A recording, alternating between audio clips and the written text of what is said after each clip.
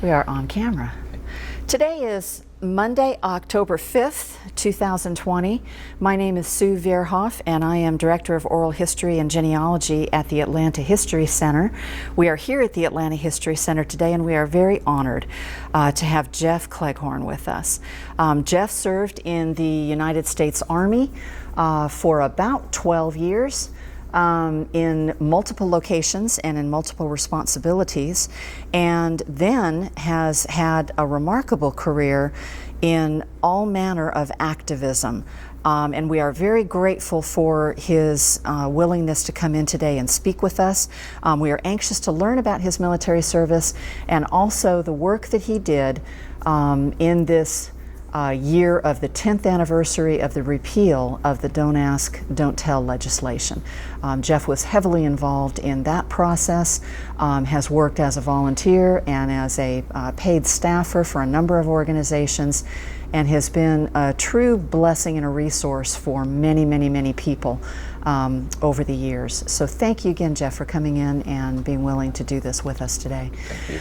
So to start the interview, if you'll go ahead and tell us your full name and your date and place of birth. Sure. Jeffrey Melvin Cleghorn, July 31st, 1962, Griffin, Georgia. In Griffin, Yeah. a local boy. That's Local. great. All right. Well, tell us a little bit about your background and growing up years. Yeah, sure. As you mentioned, this is the 10-year anniversary of the repeal of Don't Ask, Don't Tell. And that's kind of an opening segue into my military career, which began in 1984 when I graduated from North Georgia College up in Dahlonega. I'm from Griffin, born and raised, and went to North Georgia. It was a military school at the time. It still is, I believe, although it's changed a bit since I was there. Graduated in '84. And it was a military program where all male students who lived on campus were required to be in the Corps of Cadets and to live in the military barracks and to wear uniforms every day. And it was quite the little regimen, and it prepared me, as it did and still does, many young men and women for service in the military, mostly in the U.S. Army. I had an Army scholarship to go to North Georgia, which was how I was able to go financially. My family history has military service rather extensively, going back to the Revolutionary War. The Cleghorns, as the Scottish pronounce it. I'm an 8th generation Cleghorn, and Cleghorn men have fought in most of our nation's battles over the course of time. In various capacities, to include a spell on the Confederate side back during the Civil War. In any event, I went to North Georgia College because I had participated in the junior ROTC at Griffin High School. And I enjoyed that, and North Georgia was actually the only school I applied to, and fortunately got in. And so I was headed into the Army as an Army officer, and that was okay with me.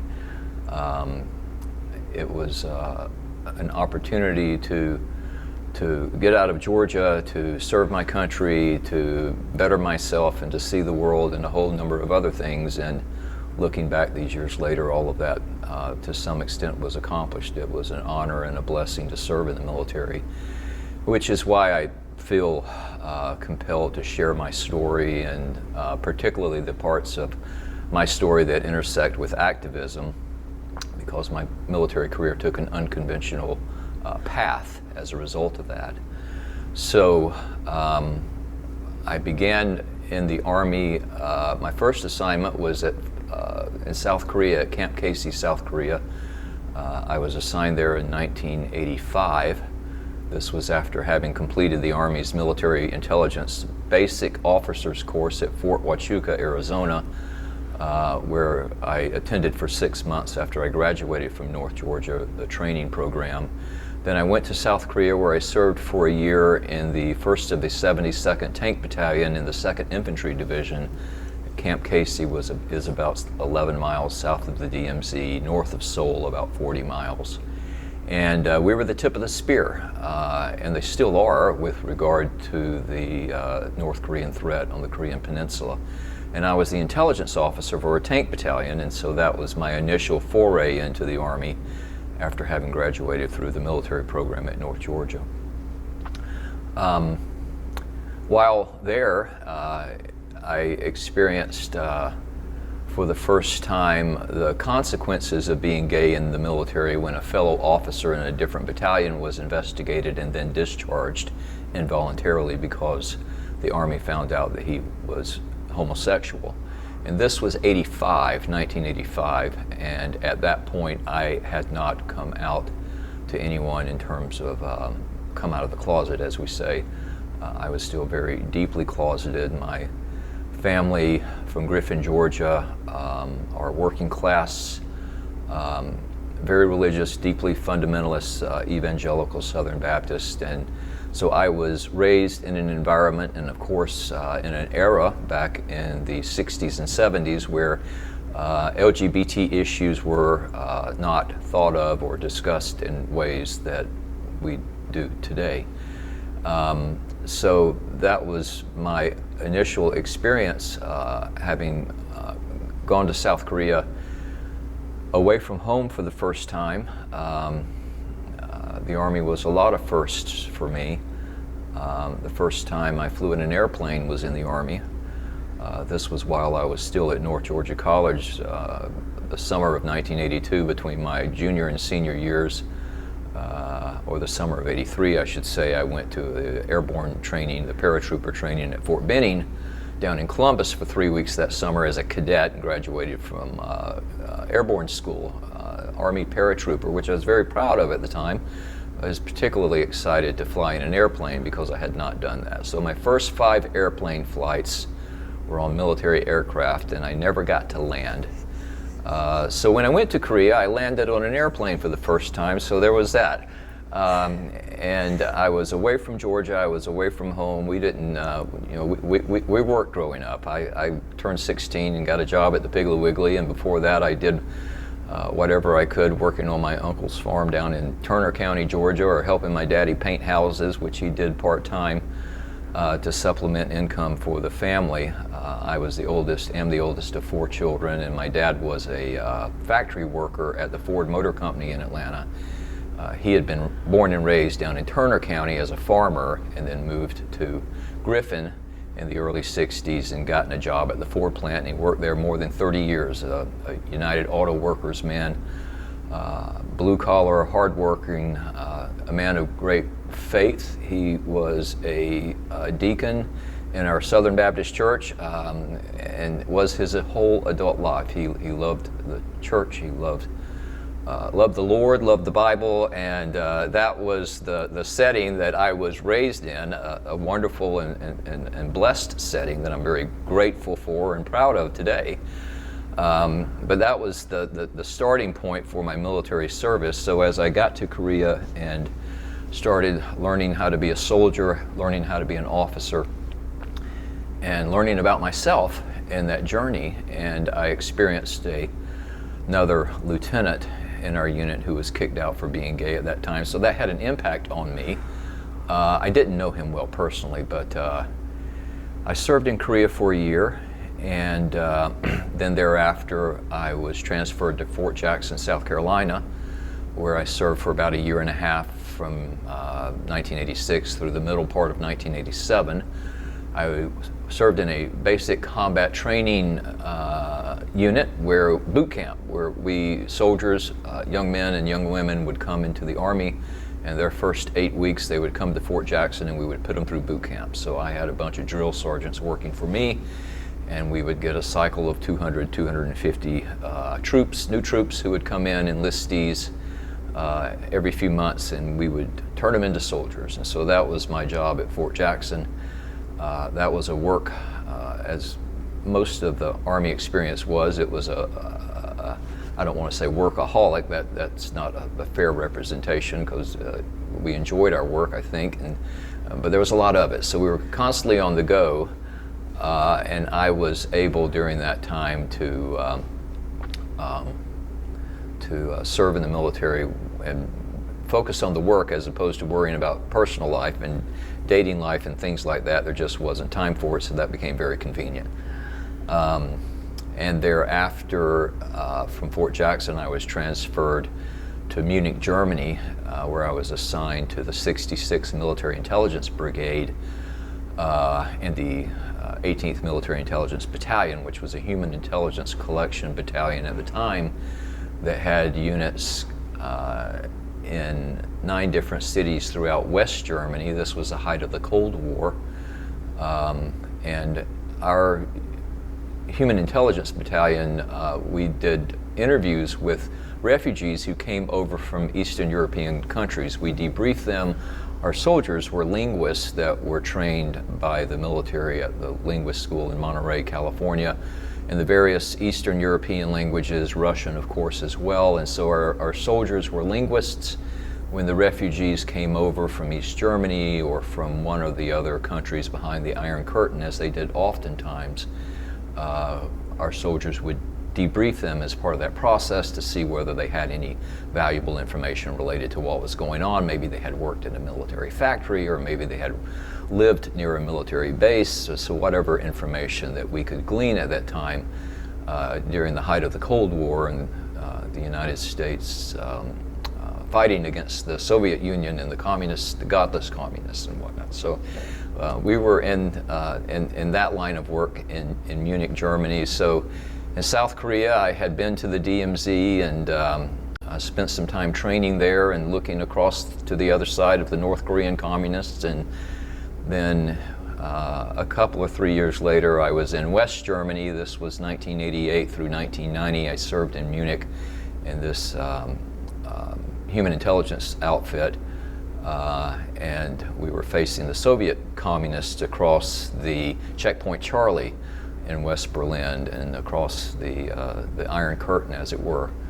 And in Munich, I had an experience where I, for the first time, started meeting other gay people. Literally, for the first time. I was 26 years old, and started the journey of understanding that there were other people in the world like me, and that there was a way to live your life and to be healthy and productive and happy and also be gay. And at the time there wasn't a lot of information or knowledge available about the subject, so those of us in that era had to figure it out as best we could. And so in Munich, while serving there for those years, I realized that as long as the Army prohibited gay people from serving in it, then probably it wasn't the best place for me long term. I was still struggling internally with the being gay and what that means, and it was risking impacting my military service in the sense that my focus was on doing my job and doing it well, but I had this conflict with the tension between the military's policy that I knew what it was, but the tension with that was that I also knew that I was a good soldier and a good person, and I was confused as to why the policy said that if they found out I were gay, then all of a sudden they would not think I was a good soldier and they would not think I was a good person. So living with that tension, and this was before Don't Ask, Don't Tell. Don't Ask, Don't Tell is a law that was passed by Congress in 1993 that said that basically gay people can be in the military as long as no one knew that we were gay. They called it a compromise, Don't Ask, Don't Tell. It wasn't much of a compromise, and it wasn't much different than the law that existed before 1993 when I was in Germany and in Korea. The law was basically, or the policy, the military policy through the Pentagon was that gay people cannot serve in the military, period. And so that was something that I struggled with to try to understand. And certainly spent a lot of time thinking about my faith and the Sunday school lessons in church and the scriptures in the Bible and the things that I had studied and learned and tried to understand as best one can understand those things, and the tension and conflict that was just inherently there. So I set about the journey of trying to figure that out for myself. And while in Munich, I decided that I needed to set up a plan to complete my military service and to find an exit strategy, if you will. And so I went back to Fort Huachuca, Arizona for a second 6-month training program in 1991, the Military Intelligence Officers Advanced Course. I took that 6-month program in 1991, and after that I had requested an assignment to the Washington, D.C. area, which was approved, and I was assigned to the Defense Intelligence Agency, and I arrived there in late 1991 and was working first at Bolling Air Force Base in Washington, D.C., which is where DIA headquarters is, and then I was transferred shortly thereafter to the Pentagon, working in a DIA billet on the Joint Military Intelligence Collection Center. And I was, at that time, a counterterrorism analyst for South Asia.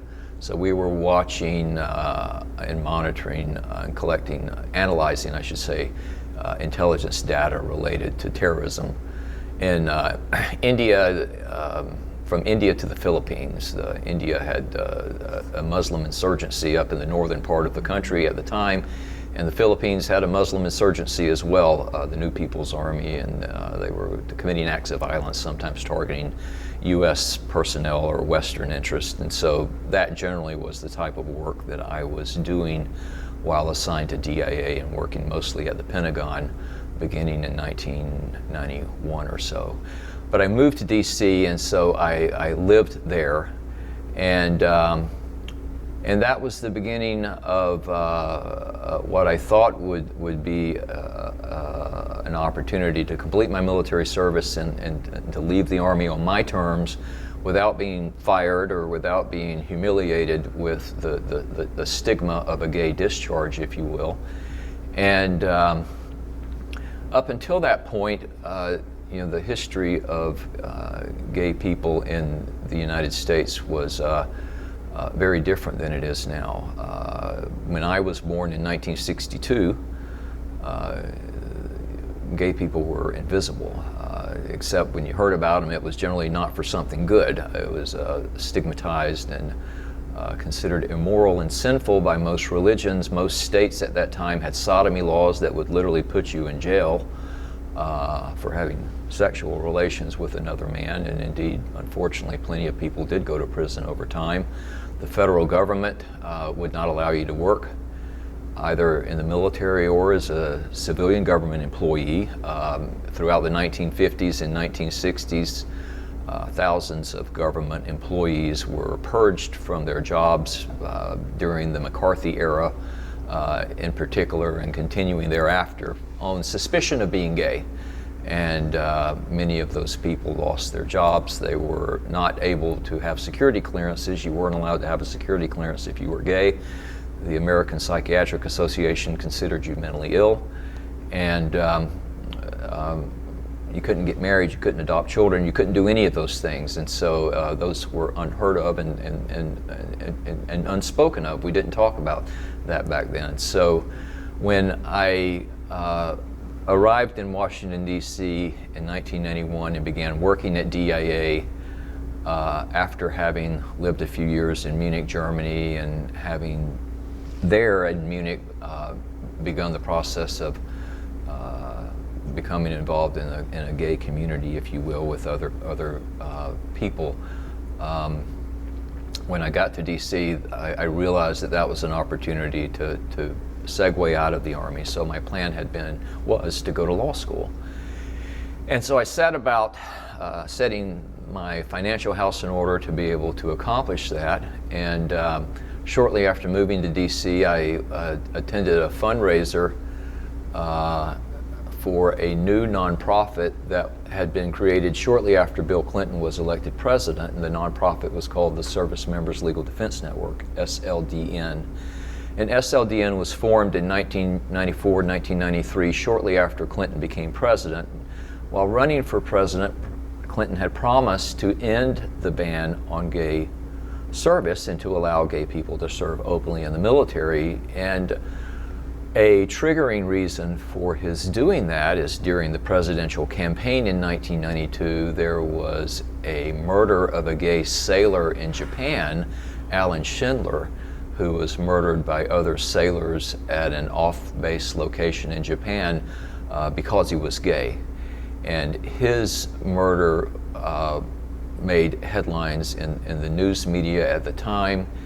And his mother, Alan's mother, Dorothy Hages, went on to become an activist and a spokesperson for the fair treatment of gays in the Navy, where Alan served when he died, and the broader services. So in 1993, after having moved to DC and while working at the Pentagon, there was a march on Washington, a gay and lesbian march on Washington in 1993, and I lived in the city, and it was on a weekend, and I said, let me go and see what this is about, so I did.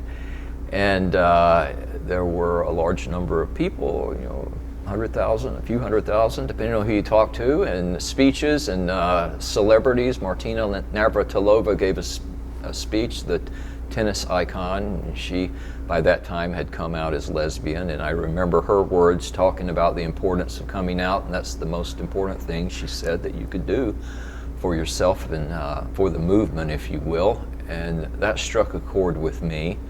And then I heard Dorothy Hages speak as well at the 1993 March on Washington.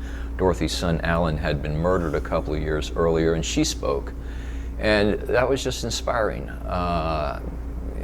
The notion of mothers and parents speaking out for their gay children was new to me at the time, and I was touched by that.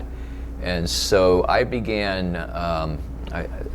volunteering for SLDN after I went to that initial fundraising event in 93, 94, and started volunteering. And so when I would get off duty at the Pentagon in the afternoons, I would go home, change out of my uniform, and put on civilian clothes and walk over to the SLDN's office and do whatever they needed me to do. Empty garbage cans, send faxes, literally paperwork, stuffing envelopes, fundraising envelopes, back in the day.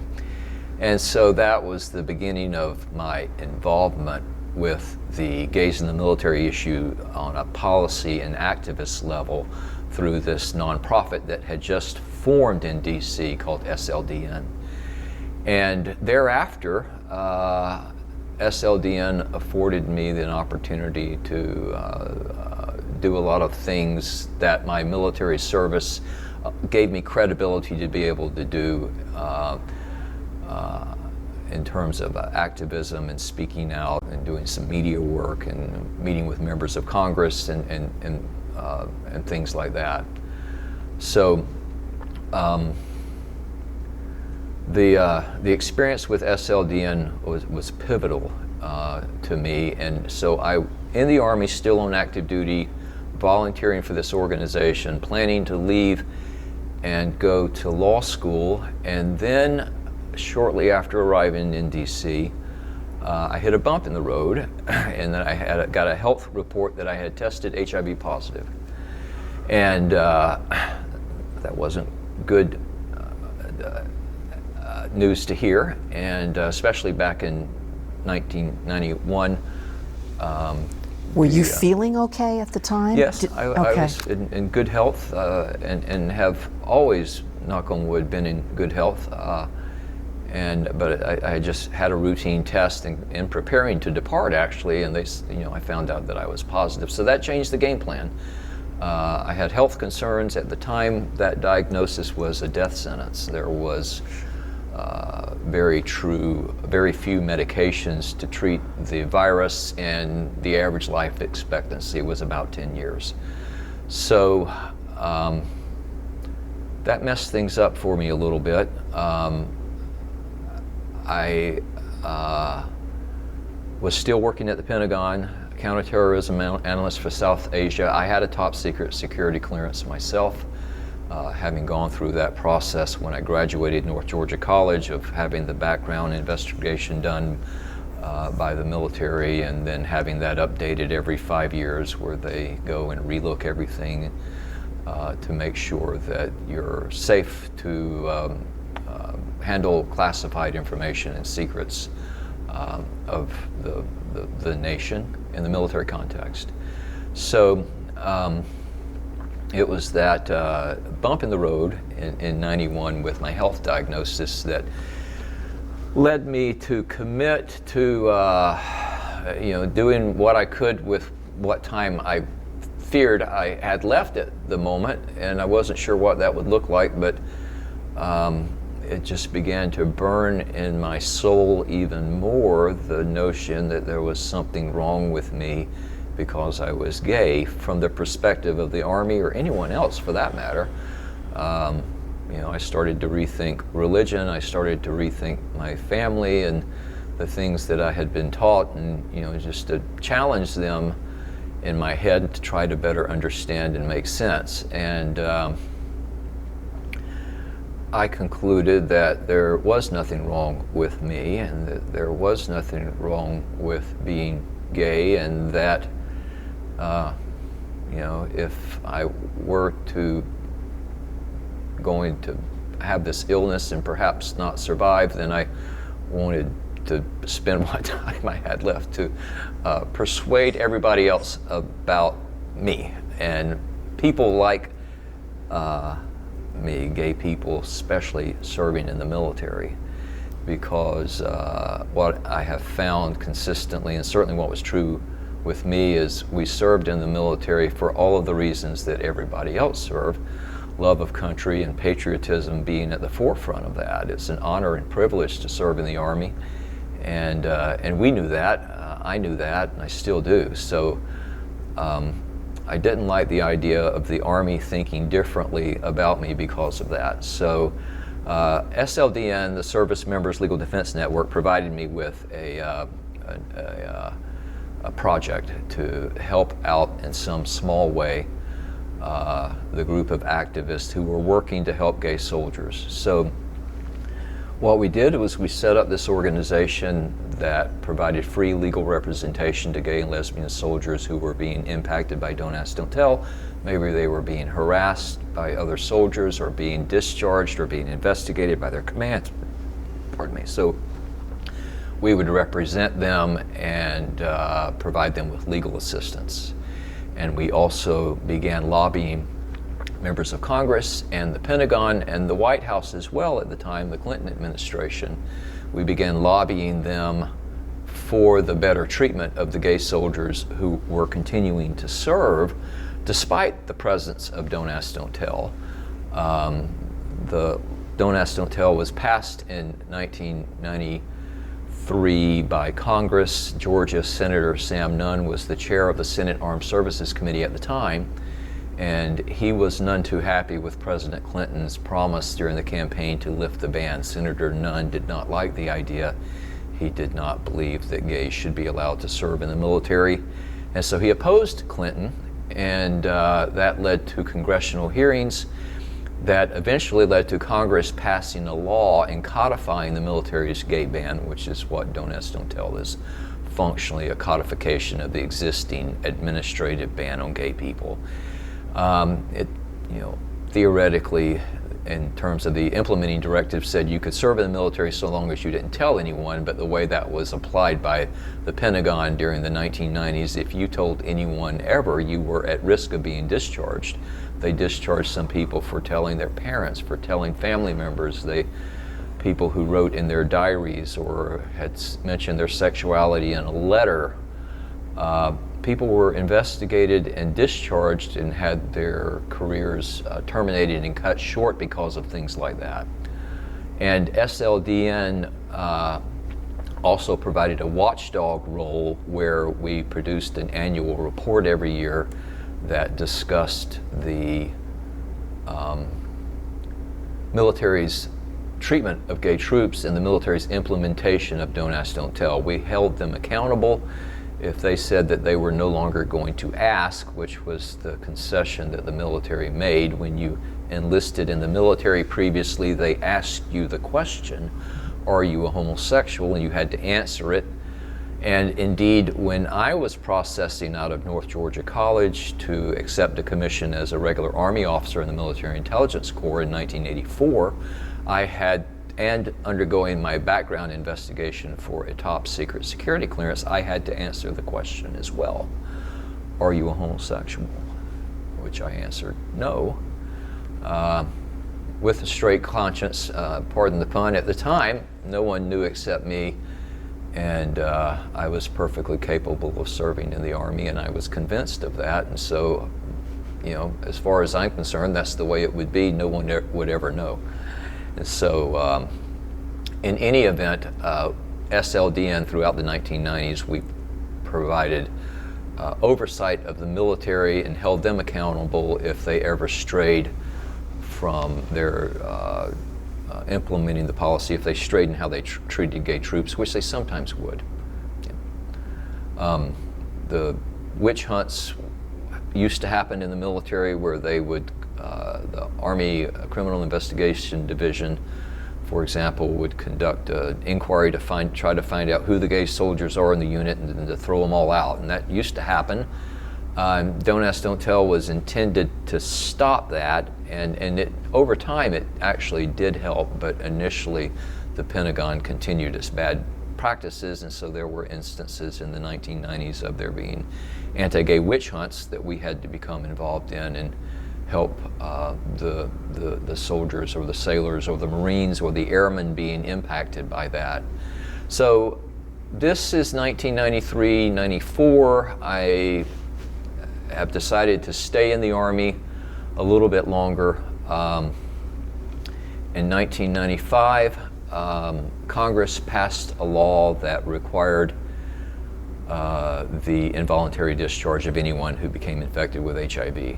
That was a controversial law at the time because there were other illnesses that soldiers sometimes got, such as diabetes or cancer or whatnot, and they were allowed to continue on active service so long as they remained healthy and able to do all of their work, which I was, and so I continued working. But in 1995, Congress passed a law saying you can't do that anymore.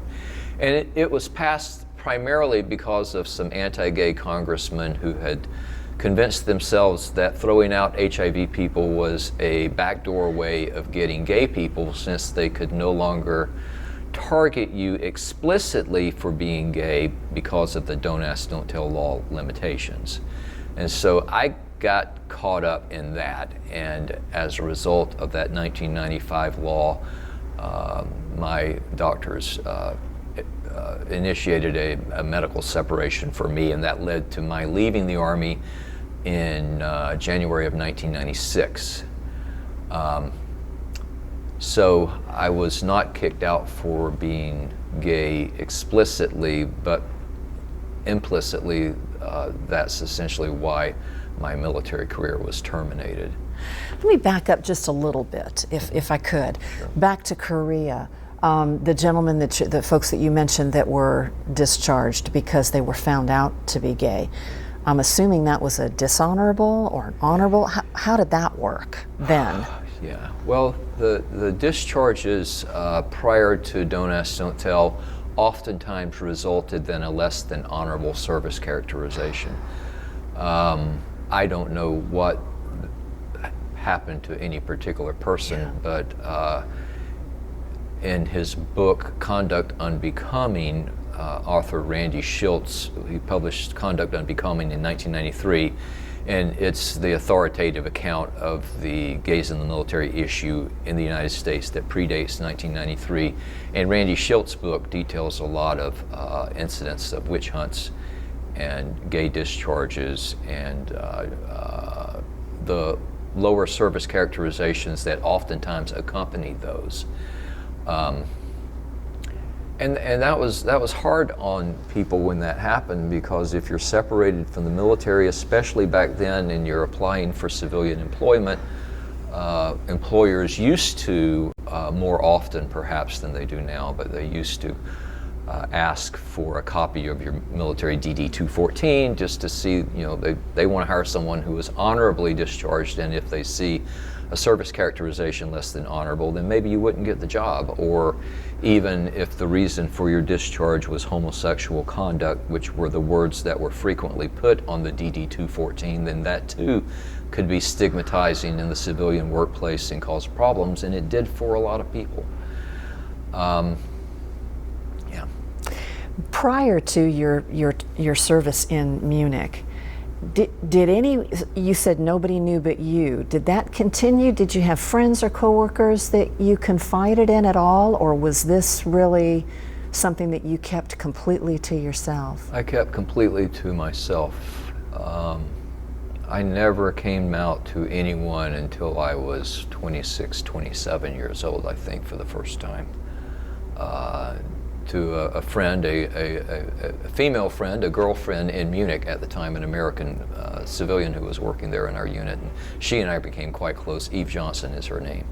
And eventually I came out to Eve, and she looked at me and just said, "I know." So that was my first experience with coming out, which is a pretty good start. So that every little bit of confidence. I read a book called The Best Little Boy in the World, which was written by an anonymous author at the time. John Reed, I think, was the pseudonym, The Best Little Boy in the World. And basically he wrote this book in the late 1980s about growing up and being a kid and being gay and how he handled it, and just basically tried to be the best little kid in the world to, make everybody happy and kind of deflect and distract from that piece that you're trying to hide from people. So years later, the author of that book came out, if you will, as Andrew Tobias, who went on to become the treasurer for the Democratic National Party, and I met him at some point in the early 2000s, I think, at an event, was able to talk with him and thank him for the book that he had written, The Best Little Boy in the World, that so positively impacted my life back in the late 1980s. But yeah, it was the treatment of gay folks. I mean, it's not just the military. I'm not excusing it, but this was society. This was our culture. And the efforts in recent decades to change that, which have been generally successful, very successful, make looking back on that time now,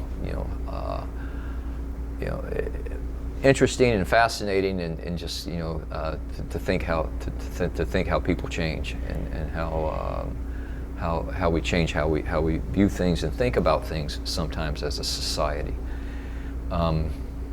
So in any event, I had in January 1996 found myself out of the Army after coming up on 12 years of active duty and good service. I had been to Korea and West Germany, and was working at the Pentagon, and had flown in an airplane and done a lot of things that I probably would not have done had I not gone into the Army, and had I not gone to college and gotten a job selling refrigerators and washers and dryers in Griffin, Georgia instead of. I'm not sure what would have happened. But, let me ask just a couple of other questions, sure. With your permission. What does it state on your DD-214 as your reason for separation? Honorable discharge. I was honorably discharged, and my reason for separation was retirement, disability retirement. Gotcha. Yeah. Okay, and then you mentioned in some of the documents I was reading here, and you certainly don't have to talk about this if you don't want to, but I wanted to give you an opportunity. Obviously, your diagnosis of AIDS came through military doctors. That was, so the military, we all know Champus and dealing through the TRICARE. Exactly, TRICARE, yeah, exactly. I wondered if you wanted to talk a little bit about your treatment, both medical, but also just how you were treated as a gay man by the military through that medical process. What was that like? Sure. As I mentioned, I took a test, a blood test. I wanted to put things in order, preparing to leave the military, and I got a call a couple of weeks later saying to report to an office at Bolling Air Force Base at a certain time that was out of the ordinary, and I just knew immediately that what was going on, that it was bad news. So I went to that meeting. My immediate supervisor at DIA was there, and an Army doctor was there, and he kind of read from a script and told me about the positive diagnosis. And this was shortly after Magic Johnson had tested HIV positive in the early 1990s. So there had been a lot of media coverage and awareness that had happened as a result of that. And so the doctor kind of read the standard form to me. They had a counseling worksheet. As the Army, everything's in writing, and so I read the counseling worksheet about behaviors of people who have, been infected with the disease, and I signed that worksheet, basically on how to conduct myself thereafter to minimize the risk that other people would become infected. And it's with HIV. HIV is the virus that causes AIDS if left untreated. I have fortunately never had an AIDS diagnosis. I have been and am now coming up on 30 years HIV positive, and fortunately have been and remain in good health. And I attribute that largely to how the Army treated me, which was terrific. I went to Walter Reed Army Medical Center at the time before it merged with the unit in Bethesda, and started receiving my care there. Wasn't a lot they could do. There weren't much in the way of medications. And but the doctors and the nurses at Walter Reed were terrific. They were kind and compassionate, and the military as well did not use the HIV diagnosis as a trigger to start investigating my private life or my sexuality. Again, I had a top secret security clearance. I had an important trusted position in the Pentagon, which I continue to do every day. And so the treatment at Walter Reed was good. Eventually, after the first 6 or so months of my diagnosis, my blood work was not doing very well, so I began medication. At the time was a pill called AZT that was the first or among the first HIV meds, which wasn't much of an HIV med and has long since been discarded. It wasn't effective, and it was a tough medication to take. And so I was taking that pill and working at the Pentagon and trying to keep it together and figure out where to go from there. And eventually, new medications became available, and I started having access to those, and my lab works stabilized, and fortunately. So, but the experience with the military's treatment of HIV patients was good. I am fortunate to have had that as a resource. Great. So.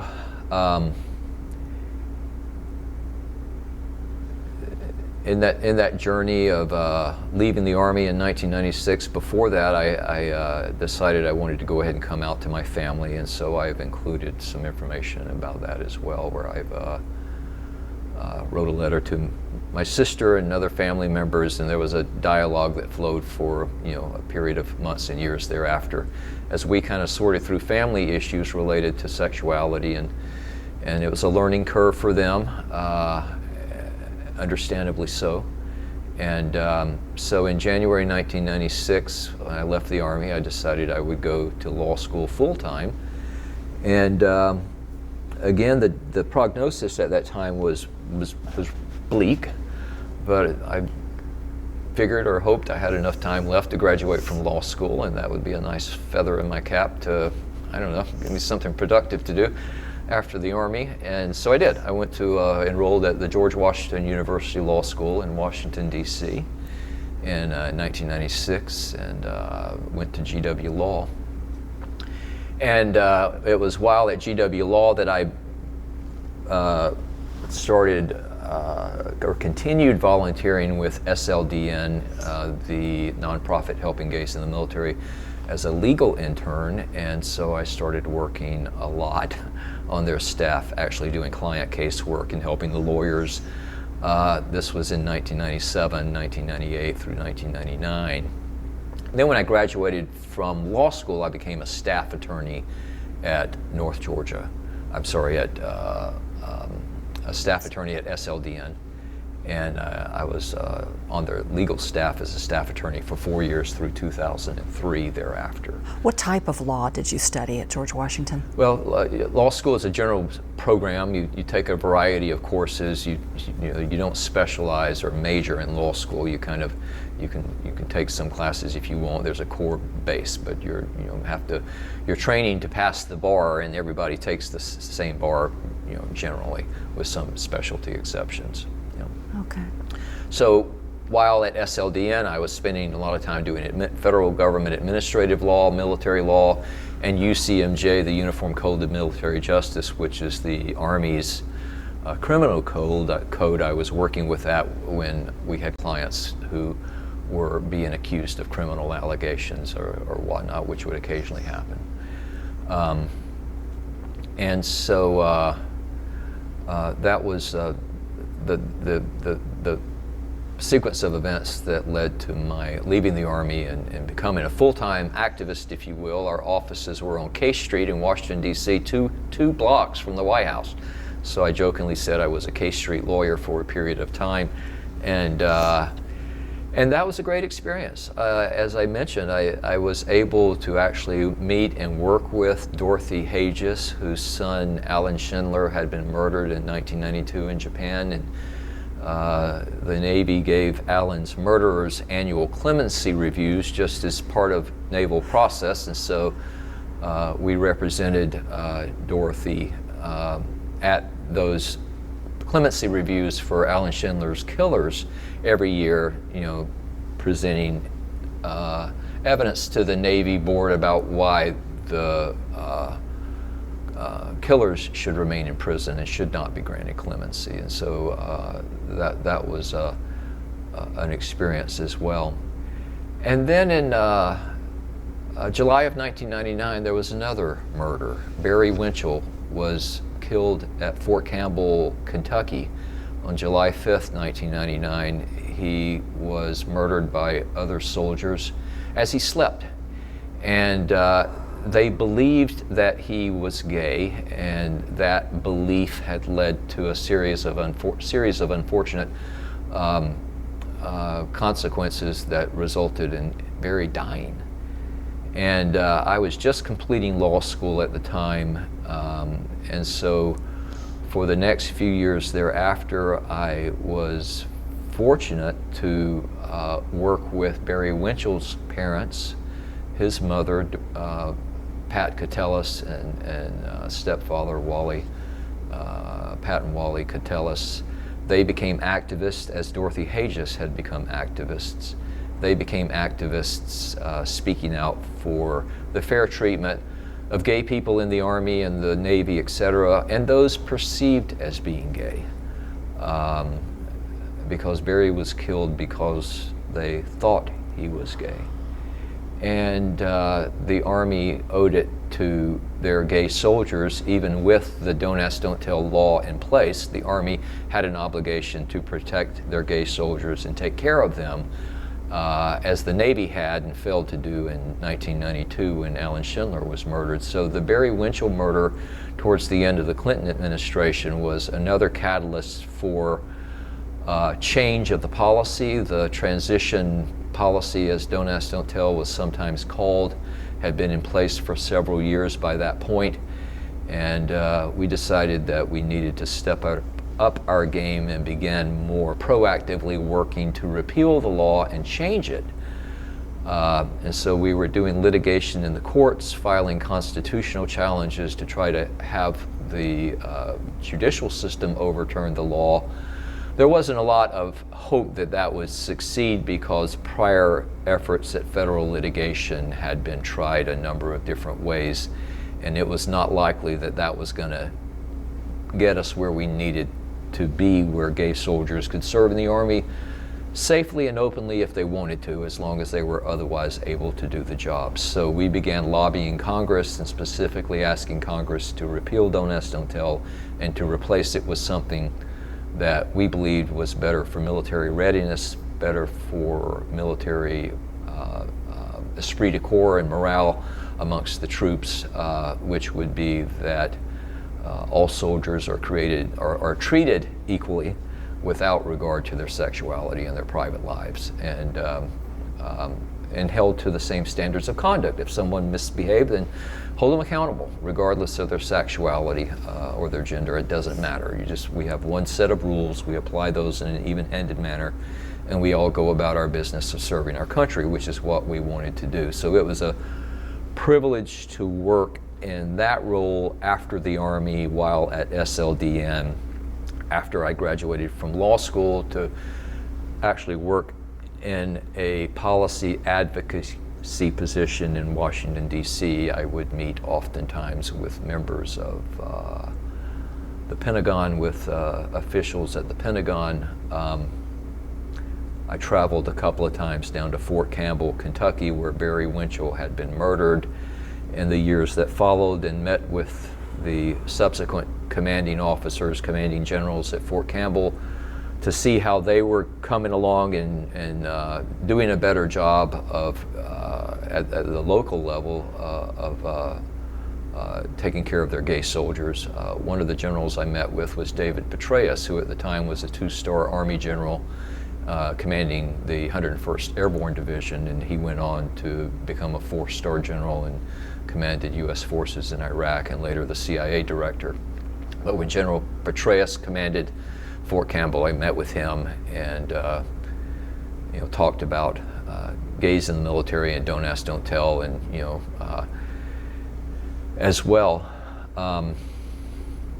And I also met at the Pentagon with Army General Timothy Maud. Lieutenant General Timothy Maud was the Army Deputy Chief of Staff for Personnel. This was 2000, around 2000, early 2001. And I took Pat Catellis to meet with General Maud. Pat was Barry Winchell's mom, Barry, who had been murdered at Fort Campbell.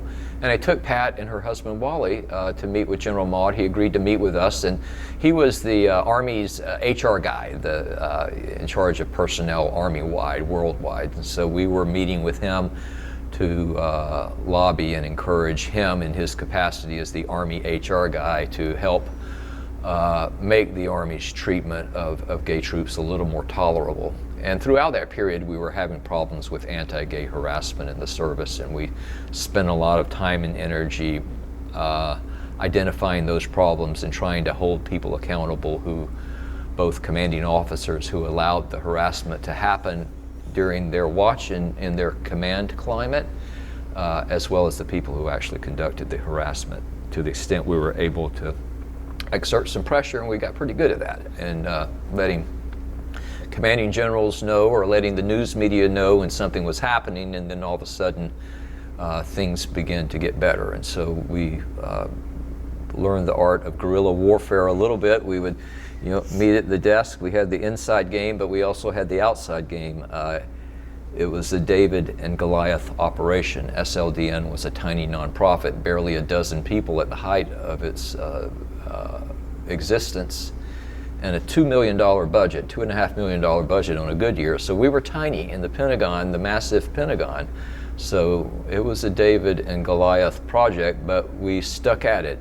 One of the unique things about SLDN, which was formed in '93, was it had a single focus. Its only focus, the only part of our mission, was to help gays in the military, gays and lesbians and transgender people as well, serving in the military. That's all we did, unlike other gay rights groups, past and present, who did whatever number of different things. We were a single issue organization, so we were able to focus. And that focus allowed us to be tremendously successful. Veterans from across the country, many of whom were gay and lesbian themselves, many retirees, senior officers, colonels and admirals and captains who had come out of the closet as gay or lesbian after they retired. Some of them, many of them became involved or became more involved over the years, and so we put together quite an army of our own, of a network of activists and advocates and just citizens from across the country and the world. I mean, SLDN had clients at military bases all over the world. I would oftentimes have a client on a different aircraft carrier out in the Pacific or in the Mediterranean that an issue was going, and we had to kind of deal with it there. How did General Maude respond? Was he receptive? General Maude was, as General Petraeus had been at Fort Campbell, certainly a gentleman, very compassionate. The Army was anguished over the death of Barry Winchell. The Army cares about soldiers, and certainly when another soldier is murdered by a soldier, then that's not good. And the Army took Winchell's murder seriously, but they were operating on the old paradigm. They were that, this was just the cost of business of, having gay people in the military seemed to be part of the mindset, not that they were disrespectful of Barry's life or death, they weren't. But, it was an old way of thinking that we set about to help modify. And so by that I mean that we engaged them directly, went to Fort Campbell and met with them, went to the Pentagon and met with them, did as much media work. Barry Winchell's parents did they would go on television or do interviews with the New York Times or Washington Post and share their stories about their son, Barry, and to help get the word out to change hearts and minds of the American people, because we knew that we had to change public opinion to be able to change the opinion within the military, to be able to change the opinion within Congress, to be able to lay the foundation to eventually succeed in repealing the ban.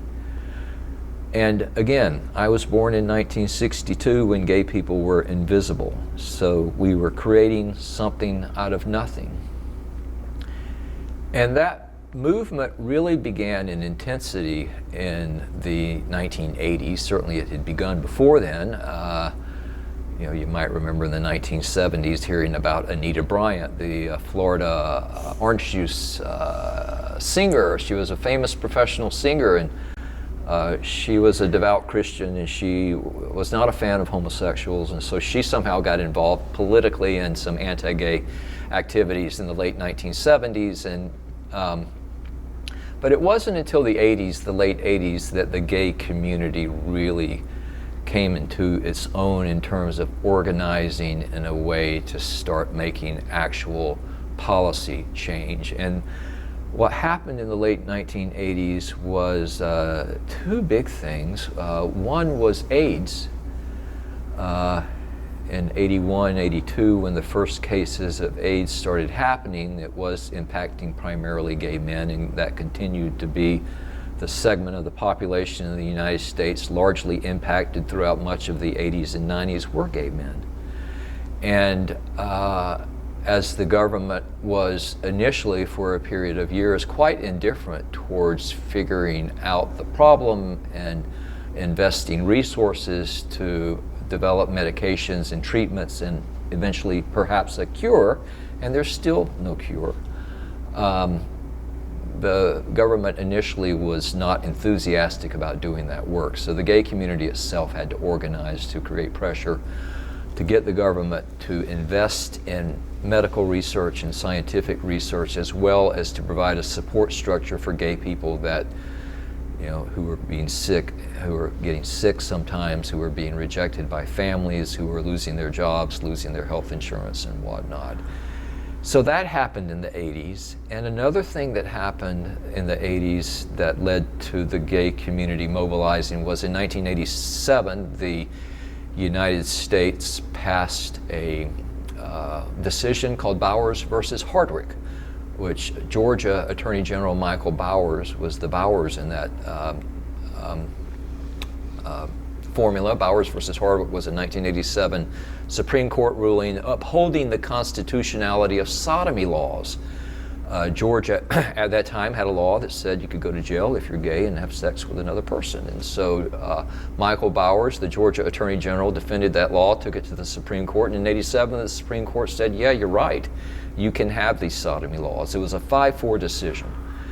Close, but still a tough one. So the gay community, you know, when you're being put in jail for being gay, when you're dying, you know, those are powerful things to cause a group of people to mobilize and to start to take care of themselves and to fight for their rights and their dignity, and that's largely what happened. So by the time I got involved in the early 90s and throughout the 1990s, organizations were forming nationally and locally and in states across the country that eventually, you know, led to the more sweeping pro-gay changes that have happened since, such as marriage equality, etc. But that was a difficult time in the 80s because of AIDS and because of that bad Supreme Court decision in Bowers versus Hardwick. And I mentioned that there had been a number of federal court cases trying to challenge the gays in the military, and those had not been successful in terms of striking down the policy. And so we realized that we had to make the change in DC. We had to make it outside of DC, and so we started doing the public education work, doing media work, meeting with government officials. We met with General Maude, with Pat and Wally Catellus, and in his conference room at the Pentagon, and only a few months later, after we were there meeting with him, 9/11 happened, and the airplane that struck the Pentagon scored a direct hit on General Maude's office, and he died in the Pentagon attack in the space that we had been meeting with him only a few months prior with Barry Winchell's parents. And thereafter, his replacement, another Army 3-star general, I continued the dialogue with him, and someone from his office contacted me one day on the SLDN staff in 2002 and said that this general, whose name was John Lemoyne, General Lemoyne, wanted to put together a seminar at the Army War College in Carlisle, Pennsylvania, on social changes in the U.S. military, focusing on the gay and the military issue. And they asked would I, agree to participate in that panel. And of course, the answer to that was an immediate yes. Nothing like that had ever happened before. An opportunity like that for gay people to go to the pinnacle of Army intelligentsia, if you will, at the War College. And so in 2002, I went to Carlisle, Pennsylvania, and participated in the program there in the War College. And can we take a brief break? Absolutely. Yeah.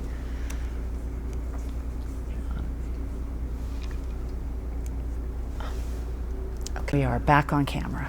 Okay, sure. So, along with a colleague, Aaron Belkin, Aaron is a professor, and at the time he had started a think tank that was doing gays in the military research. Dr. Belkin started studying foreign militaries who had lifted their gay bans to see what experiences they had had, the good, the bad, the ugly, related to lifting their bans, what had worked, what had not worked, and how was it going, and trying to figure out how the United States military could do it by looking at the example of other militaries. And at that time, Canada, Australia, the United Kingdom, for example, had all lifted their bans. Israel, which had been in a functional state of war since its forming in the late 40s, did not have a ban on gay troops. So Aaron Belkin, I invited Aaron to sit on the panel as well, and he did, and it was General Lemoyne, myself, Aaron Belkin, and then another professor, Charlie Moskos. Professor Moskos was considered the architect of Don't Ask, Don't Tell. He was a military sociologist who opposed gays in the military, and he had worked closely with Sam Nunn in the 1993-1992 time period to block Clinton's effort to lift the ban. So Professor Moskos was on the panel as well, and so we did that in 2002. It was in a mandatory performance, if you will, of the students at the time, which are senior Army field grade officers, colonels and lieutenant colonels, many of whom were expected to go on to become flag officers, and most of whom I suspect did. And so the auditorium was full, and it was an evening event, and we spent a couple of hours talking, and a robust question and answer program, and that was my first time I got to debate, literally head-to-head, the architect of Don't Ask, Don't Tell, Professor Charlie Moskos. And that was something that was initially intimidating. You know, I had started off as a volunteer stuffing envelopes after Clinton, and he had been testifying in front of Congress, and now we were sitting on a stage in front of 300 Army officers talking about something that I knew more about than he did, and that became pretty clear early on in the conversation. So that was a great opportunity. And during the question and answer, I got a question from a Army Lieutenant Colonel, Stephen Fogarty, who was a classmate of mine at North Georgia College. Steve was 1 year ahead of me at North Georgia, and I didn't even know he was in the audience. We knew each other at college, but not well. He stood and he asked me a question about the Barry Winchell murder. He had been, Steve Fogarty had been the G2 at Fort Campbell when Winchell was murdered, and so he had been on base during that time, and the commanding general of Fort Campbell, Major General Robert Clark, SLDN, my organization, we had blocked Major Clark from getting promoted thereafter because of Winchell's death and a number of other things that happened subsequent to Winchell's death on the base, where a lot of other gay troops started being mistreated and harassed. And so using the Army rule that commanding officers are responsible for everything their troops do or fail to do, we decided we would apply that for the first time, bluntly, on a gay issue in the Army. And so SLDN prevented the general from getting promoted. And so I got the question from my former classmate at North Georgia at the 2002 Army War College event in Carlisle, Pennsylvania, who was not happy with me or SLDN because he had worked for General Clark and he knew and respected him and thought the guy was getting a bum rap. So I received that question and I answered it and explained the accountability and the many different reasons why we felt that the general had not done as good a job as a leader ought to have done under those circumstances, and you know, and that was what it was. Now, Steve Fogarty is now a 3-star Army general today, serving and having a very successful career and serving our country and doing it real well. So. And I mentioned media work. I was able to go on the Fox News O'Reilly Factor, the Bill O'Reilly show back when he was on Fox News. I took one of my Air Force clients who had been kicked out of the Air Force for being gay, and we appeared on Bill O'Reilly, and this would have been 2002 or so, and had about a 7 or 8 minute segment that was, you know, generally went well enough, all things considered. There had not been people on Fox News talking about gays in the military too much up until that point. So as had happened at the Army War College with Professor Moskos, it was a thing that people had talked about a lot and thought about maybe, but they had never actually engaged it directly with someone who had lived it and experienced it. So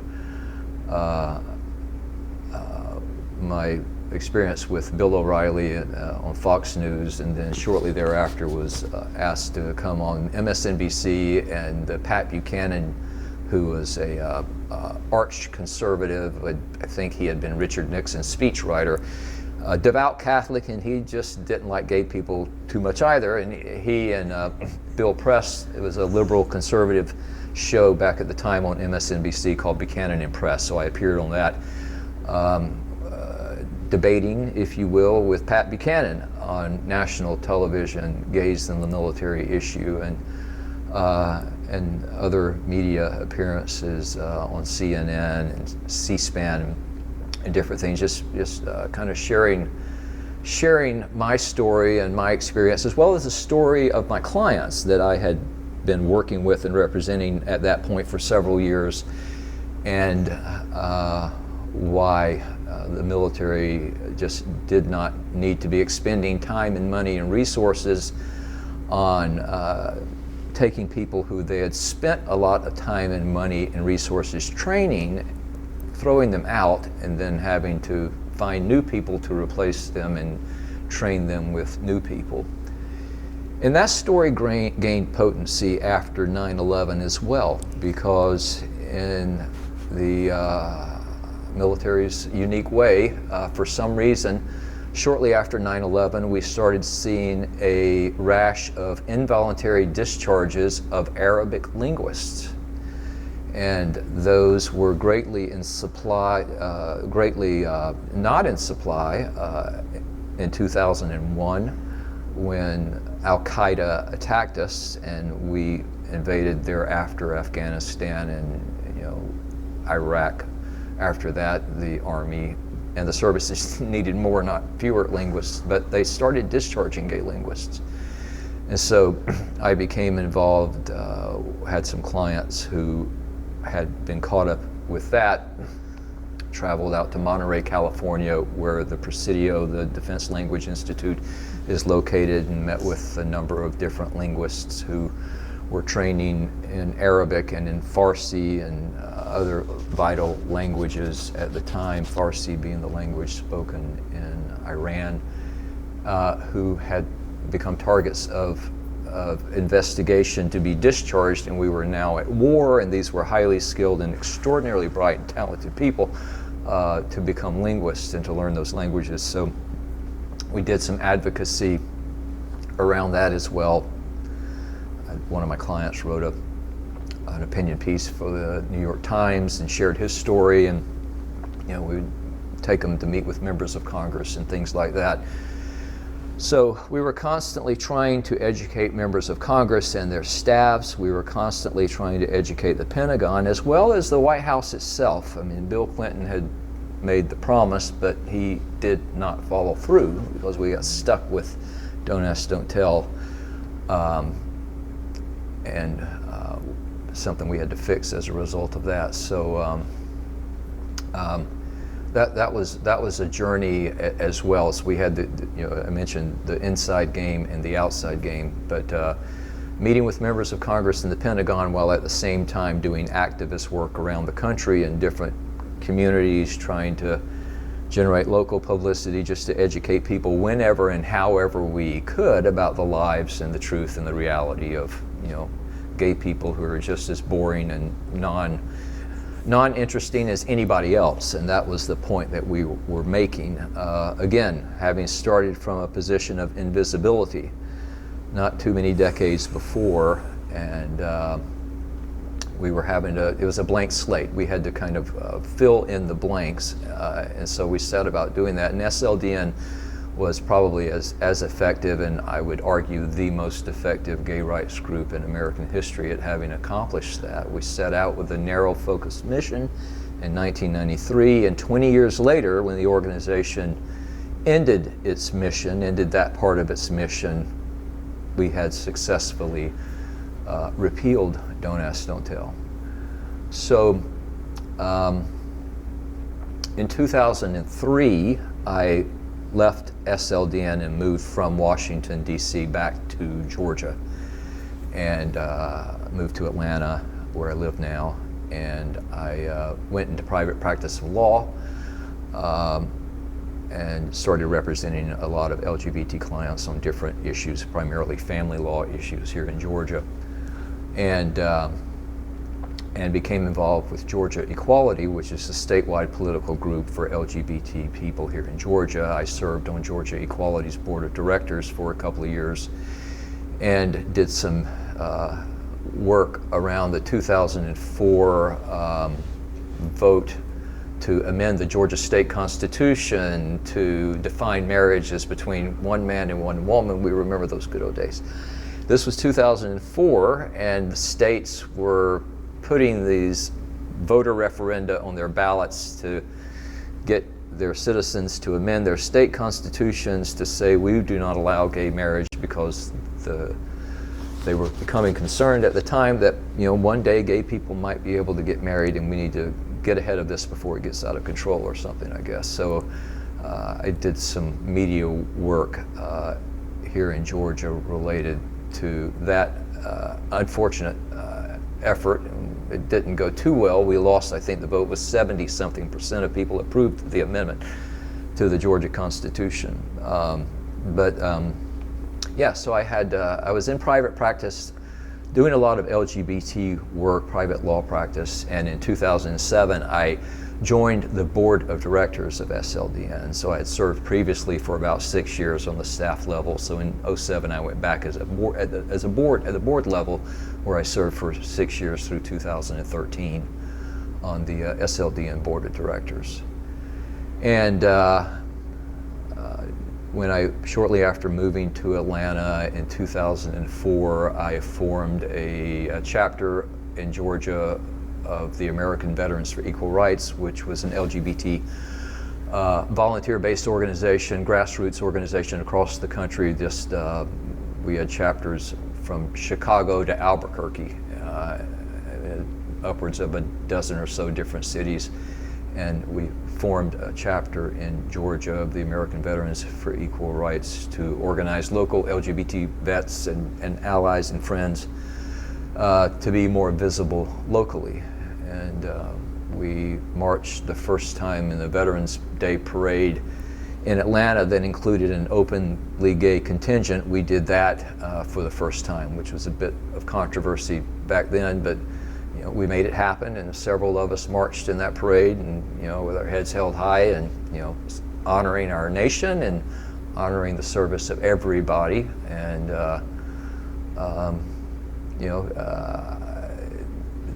there were probably some people who would rather we had not been in that parade, but we were proud to be there, and we were proud to have earned the right to be there. And so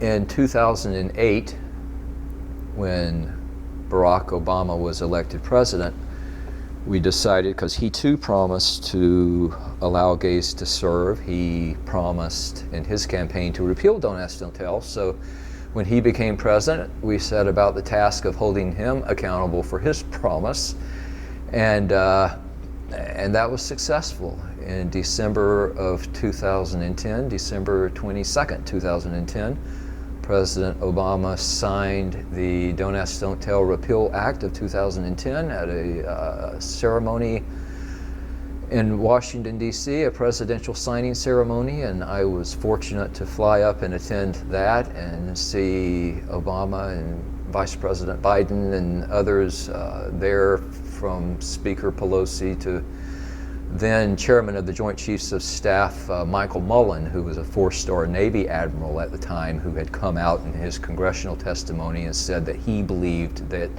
Don't Ask, Don't Tell could be repealed, and he thought that it should, because he believed it was a matter of integrity for the military as well as integrity for the individual service member, that they not be asked or expected to lie or pretend to be something that we were not.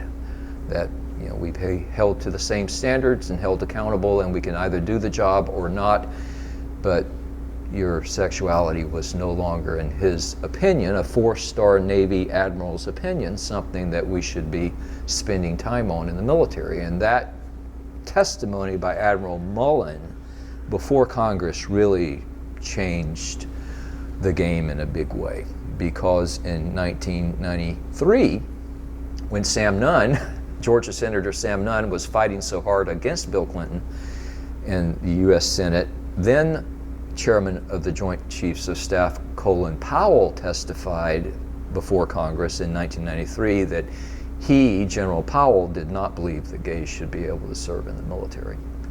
And so we had traveled that distance to where we had in 2009, 2010, a chairman of the Joint Chiefs of Staff who said, yeah, I think we can do it now. And in fact, General Colin Powell himself came out at that time and said he agreed that times had changed and he thought that the ban could be and should be lifted. And so we introduced legislation in Congress, and the courts weren't going to do it for us, we didn't believe, so we had to change it legislatively. It had never been done. Congress had never, ever passed a pro-gay piece of legislation in American history. And so we were the first. The Don't Ask, Don't Tell Repeal Act was the first, really the only significant piece of pro-gay legislation ever passed by Congress. It passed by wide majorities in the House, bipartisan majorities in the House and U.S. Senate. The final vote in the Senate was nearly 70 senators voting, 60-something senators voting to repeal. That included most all the Democrats and a good handful, eight or 10, I forget the number, of Republicans at the time, which was terrific. And on December 18th, 2010, the day the Senate actually repealed the law, it was a Saturday. It was the lame duck session of Congress following the midterm elections in 2010, and the Senate was trying to get their business done so they could break for the holiday, the Christmas holiday, and so they met on a Saturday, which is rarely done, and so I traveled up to DC that Saturday as well and sat in the visitors gallery of the U.S. Senate chamber as they had the final debate on the Senate floor about whether to lift Don't Ask, Don't Tell, repeal it. We were not sure we had the votes. It was hit and miss. We thought we might, but we just weren't sure until it happened. So sitting in the visitors gallery listening to the senators debate, looking down and seeing Senator John McCain, who very much opposed lifting the ban, talk. And then Georgia Senator Saxby Chambliss, who at the time also opposed lifting the ban. And I remember Senator Chambliss's speech saying something about, if we let gay people in the Army, next thing you know, we're going to have people with body art and drinking, or it was just something that, reading the quote today is just, is quaint, is cute. Not even a Republican would say such a thing today, but this was only a few years ago. But I was there as he said those things, and I took it personally because I knew it wasn't true. And so that was a great day, the repeal of Don't Ask, Don't Tell. And so I look back on my military service, having enlisted or having volunteered to be an officer through the ROTC program at North Georgia College, coming from a small, working class, religious, poor family. I was a first generation college graduate. I never knew a lawyer. I never had a conversation with another lawyer till I was 25, 26, with a lawyer until I was 25, 26 years old. I never knew lawyers growing up. But I was raised in the Southern Baptist faith tradition, and a big part of that is proselytizing. The Baptists believe that the gospel is good stuff and important, and we need to share it. And so that's the effort that they make, and that's the effort that I had been indoctrinated into, if you will. If you've got some good news, then share it. And so looking back, I kind of embraced the proselytizing approach to my advocacy, sometimes to the chagrin of family members. My sister Beverly Cleghorn Smith, who I love dearly, she had some difficulties with my coming out, and we had some difficulties in our relationship. And later on, when I would do TV appearances, she would say, "There you go again, embarrassing the family." And my husband David and I just spent yesterday with her and her husband, and they're wonderful, and we have a great relationship. Times change, people change, but the biggest fear I had about all of this was my dad. Wanting to be a good son. I was the firstborn. I had all of that kind of the Southern cultural, traditional things that are associated with firstborn in the South, or used to be. And my biggest concern was coming out was that it would hurt him. And so I had swore I would just never do it. I was never going to hurt him. Well, I did eventually come out, and his reaction was it was not what I had feared. And over the years of talking about it before he passed away in 2003, and as our relationship grew closer and grew very close in his final years, with him, the farmer, country, pretty conservative, very religious mindset, and his son, who had left Georgia to go serve in the Army, and all of a sudden, well, not all of a sudden, but many years later, had kind of gone through a journey and discussing that with my dad, and sexuality and the biblical scriptures about what the Bible says or doesn't say, and what it means or doesn't mean. And eventually he looked me in the eye and he said, son, if it's not a sin, if it's not a choice, it can't be a sin. And I had said to him, I'm not sure any of my friends would choose to be gay, if there were a button to choose, because it's not exactly a popularity contest that we would be entering into at the time. So he reached that conclusion on his own, that if it's not a choice, it's not a sin. And that is a beautiful, and when he said that to me, my dad said that to me, I was like, nothing else matters. If I need to go on television and talk about something, or need to touch on a difficult subject, again, sodomy laws, in 2003, the Supreme Court in the Lawrence versus Texas decision struck down sodomy laws, saying that they are not constitutional. So those went away. We could no longer put gay people in jail just for being gay, which is functionally what those laws were intended to do, and in effect, oftentimes. And those went away. And so on the 10-year anniversary of Don't Ask, Don't Tell being in place, 10 years after it was passed by Congress, in 2003, I wrote an op-ed for the Military Times newspaper and sent it in.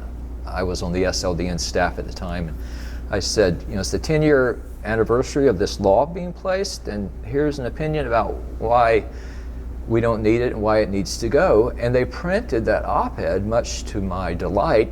I sent it to the Army Times, but they printed it in each of the Military Times newspaper, the Navy Times, Air Force Times, Marine Corps Times, and they printed it opposite of an opposing piece that was written by Professor Charlie Moskos, the architect of Don't Ask, Don't Tell, the gentleman who I had debated on the stage of the Army War College the previous year. He wrote an opposing piece, so they ran mine and his side by side, and there I was again with the professor arguing the point. And then once I moved to Georgia, I wrote several op-eds for the Atlanta Journal-Constitution over a period of years as well, that they were gracious enough to print. The last one being in 2010, right before repeal, I wrote an op-ed for the AJC saying, this is why it needs to go. And they ran a counter piece as well that was written by a retired two-star Air Force general who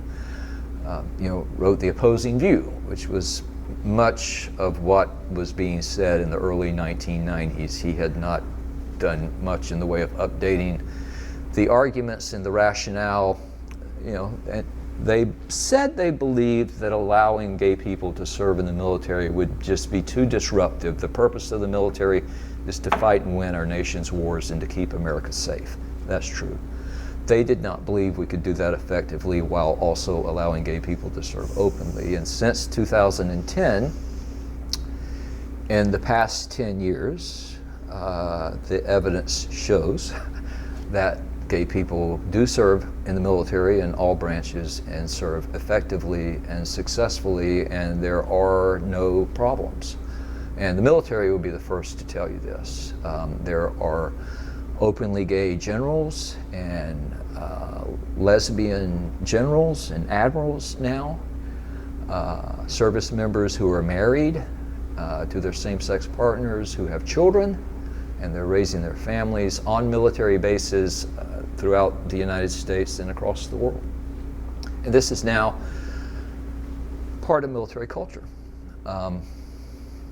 And over the past 10 years since the law was repealed, there just have not been all of the gnashing of teeth that Sam Nunn had warned about, that Professor Charlie Moskos and General Colin Powell had warned about, and others over the years, Bill O'Reilly and Pat Buchanan, and all of the concerns that they expressed and fears. We now have 10 years worth of data to say, you see, we told you so. So it was a great journey to just be a foot soldier in something that was far bigger than I. And if I wasn't to have a long and terribly, spectacularly successful military career, I didn't fight in wars, or I wasn't any kind of a fancy hero, but I was able to take my military experience and integrate that with my personal life, and to try to make something better come out of that on the backside. And here we are. And since that time, I've married a wonderful man. In 2013, we got married, and about to celebrate our 7-year anniversary next month. And we have 3 wonderful dogs and live in Atlanta, and are happy to be Americans. We're happy to be Georgians. My husband is an immigrant from Mexico. He's now a naturalized U.S. citizen, and he works at the Atlanta Botanical Garden as a horticulturalist, and so he's giving back to our Atlanta community by helping make a beautiful part of our city, keep it beautiful and vibrant. So I'm real proud of him and the work that he does, David. And so it's a good time in history. So the gay rights movement, when I was born, there wasn't a movement. We were dirty, we were sinful, we were mentally ill, we couldn't work in the federal government, we couldn't have security clearances, we were not allowed around children, and all of that now has changed. We are school teachers and doctors and lawyers and soldiers and sailors and admirals and generals and senators and governors and doctors, and who cares? And that's the point. And by and large, much of American society has come along.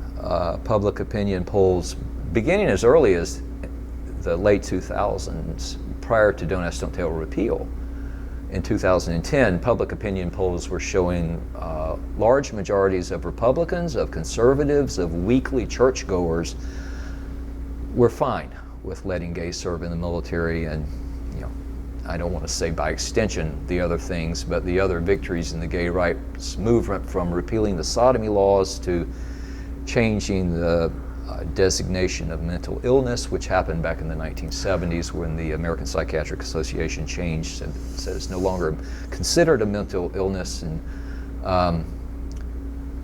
where gay people can adopt children and can get top secret security clearances and do all of those things. The movement that's set about, triggered from AIDS and the bad sodomy law in the 1987 coming from the Supreme Court, and those dark days, the movement that spurred as a result of that, or that was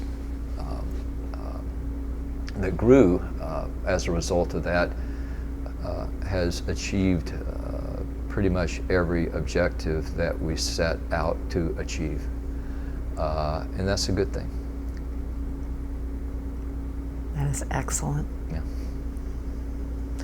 With the corollary being, gays have always served in the military. Yeah. Always served in the military. Always done all of those things that you mentioned, Yeah. There are 2 other great books. The most recent one, Carrie Eleveld wrote a book called Don't Tell Me to Wait, which is the best story about the repeal of Don't Ask, Don't Tell during the Obama administration era, the first administration, and then Nathaniel Frank wrote a book called Unfriendly Fire, which basically tells the story of gays in the military from 1993 up until repeal in 2010. So between the Randy Schiltz book, Conduct Unbecoming, which talks about before Don't Ask, Don't Tell, gays in the military, the Unfriendly Fire book by Nathaniel Frank, and then the Carrie Eleveld book, Unfriendly Fire. Those three books are the trilogy that kind of tell the whole story in a way that's far bigger or greater than anything I've ever done. But it's a message for people who don't believe that change can happen. It's a message for young gay and lesbian people today growing up in a world that is radically different in a good way than it was only a few decades ago. It's a message that let's not forget where things were, let's not forget where we came from, let's not forget the journey that people like me went through, and far more people did far more than me and had a lot more difficult time in their travels than I had. But their stories are important, and understanding, gays can get married and live in a country now where we're treated with dignity and respect, and several Supreme Court decisions have said that. Essentially, every single Supreme Court decision that has been written that is pro-gay, 5 of them total, have been written by conservative, Republican, Christian, heterosexual male judges. Justice Kennedy, Anthony Kennedy, was a Ronald Reagan appointee, and he authored the first 4 big Supreme Court decisions, to include the Lawrence versus Texas decision that repealed sodomy in 2003, and most recently, and just last year, the Supreme Court issued a ruling saying that it's no longer legal to discriminate against gay people or transgender people in the workplace simply because of their sexuality or their gender identity. And that decision was written by a conservative Republican Christian judge, Neil Gorsuch, who was appointed by Trump. To my LGBT friends, I have always said, or I'm saying with increasing intensity these days, that the world has changed. We now live in a world where there are a lot of out gay and lesbian Republicans and conservatives, and they're involved in the Republican Party and living their best life. LGBT people come in all political shapes and sizes, and that's what we were fighting for. Whatever your political or religious beliefs, just sharing the common values that let's argue and discuss and debate on policy issues, but let's not let people's sexuality be something that divides us, because let's not argue over that anymore. Let's argue over bigger issues. Well, you say the world has changed, and it has. You're absolutely right. But it's changed because of you, and because of people like you who were willing to put themselves out on the line, to put their reputations, to put their family relationships, to put all of that on the line to advocate and to be a voice for the voiceless. And you have done that, and have done that beautifully, and we are Thank you. Indebted to you for that. One last question before I ask if you have other things to say, anything that you think that we've forgotten that feels important to you. Do you feel like there is more work yet to be done? How do you feel about the status of LGBT and trans in the military today? How do you feel about that? Are we done? More work needs to be done on the transgender part. Transgender people are still barred from serving in the military, and transgender and gay are different. Sexual orientation and gender identity are different things. They are often lumped together. We say LGBT. That's a bit of a misnomer because transgender issues and gay issues, there's some overlap, but largely not. The foreign militaries allow transgender, many Western foreign militaries allow transgender people to serve, as they did gay people before we lifted our ban.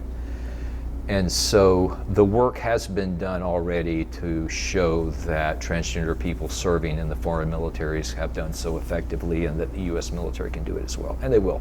The last couple of years of the Obama administration, President Obama essentially allowed transgender people to serve. It was fine. The military, several transgender people have spoken out, service members, saying, hey, it was great, we were fine. Then the new administration came in and changed the policy and said that they can't serve. So that's up in the air. A change in presidential administrations at some point could result in that changing back and allowing transgender to serve. But other than that, I think the work is largely done. There's today a group, a nonprofit called the Modern Military Family Association, I think it's called, which used to be SLDN. Over the last several years, it's evolved into this group, which is a worldwide group of LGBT service members and their families. That's with a particular focus on their families, spouses, and children. And so they are now the face and the voice of open service, and they do it wonderfully. And they post some fun images on their Instagram sites of a gay couple getting married at the chapel at West Point, 2 gay soldiers, things like that. And these things now happen, and I see the stories, and I am inspired by them still, and touched by them still, and also satisfied in a weird kind of way that there seem to be kind of, it's just kind of normal stuff now, and so as it should be. It took us a while to get here, but it's good. Is there anything else that feels important to you that we haven't covered? No, I think that's, I would just say there have been some people in my life who have just inspired me greatly. In high school, I was in junior ROTC, and the instructors there were all retired Army men, World War II veterans, every one of them. I was in high school in the late 70s. I graduated from Griffin High School in 1980. And our junior ROTC instructors were World War II combat veterans mostly, and Sergeant Major Horace Pearl was a particular impact on my life. He was a great hero in World War II and the Korean War, multiple Purple Hearts and Bronze Star, and just he and his wife Dot Pearl, devout Catholics, just good and decent people who made an impact on my life in junior ROTC. And then at North Georgia College, a professor who became the advisor to the fraternity I became involved with, the Sigma Chi fraternity, Professor Jim Ewing.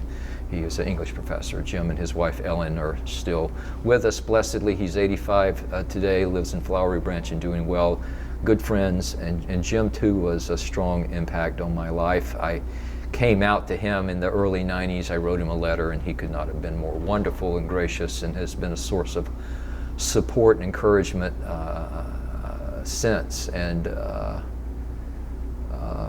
Army and military people who I've met, Floyd Gilbert, who was a chaplain that I served with in South Korea, Bob Eastman, who was a retired Navy commander who had been in the Office of Congressional Liaison with the Department of the Navy before he retired. Chuck Magnus. Chuck was a retired Army lieutenant colonel, had flew helicopters in Vietnam, and all of them were gay and eventually came out as gay and had impacts on my life in different ways. And again, I'm a young guy from Georgia, so when I'm meeting older people who, although they came out much later in life, at that time they were strong inspirations and role models for me.